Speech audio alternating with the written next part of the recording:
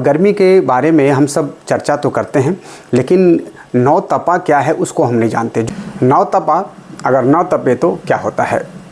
दो मूसा दो कातरा, दो तिरी दो ताई, दो की बारी जल हरे, दो विश्वर दो बाई। ये दोहा है जो हमारे पूर्वजों के द्वारा दिया गया है।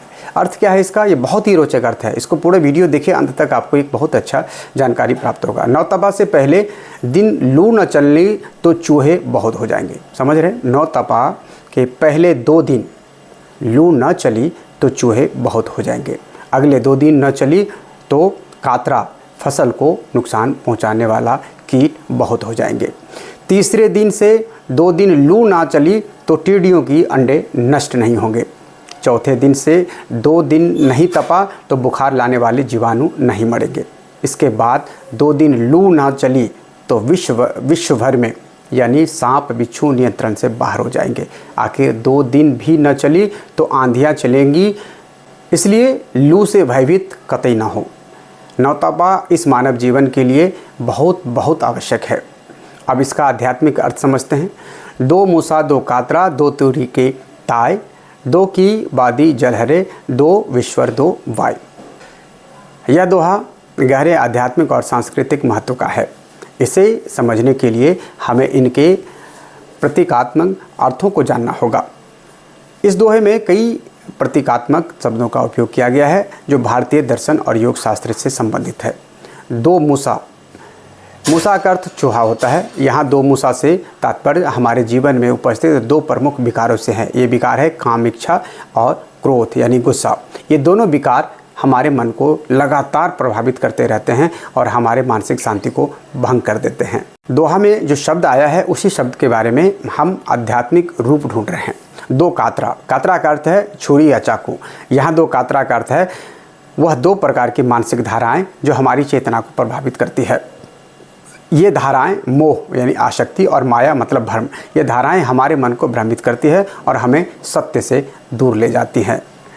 दो तीड़ी, तीड़ी का अर्थ है तीखी वस्तु जो चुभन पैदा करती है। यहाँ दो तीड़ी के से तात्पर्य है अहंकार, अभिमान और द्वेष, नफरत। ये दोनों भावनाएं हमारे मन में तीव्र चुभन पैदा करती है और हमारी आध्यात्मिक उन्नति में बाधा डालती है। दो ताय, ताय का अर्थ होता है पीड़ा। जो दो ताय से तात्पर्य है लोभ और ईर्ष्या यानी कि लालच और जलन। ये दोनों भावनाएं हमारे जीवन में पीड़ा और दुख का कारण बनती है। दो की बादी जलहरे, यह पंक्ति बताती है कि जब हम इन दो विकारों से मुक्त हो जाते हैं तो हमारी आत्मा जल की तरह निर्मल हो जाती है। जलहरे का अर्थ है कि जल के समान शुद्ध हो जाना। इस स्थिति में हमारी आत्मा समस्त विकारों से मुक्त हो जाती है और हमें आंतरिक शांति प्रदान करती है।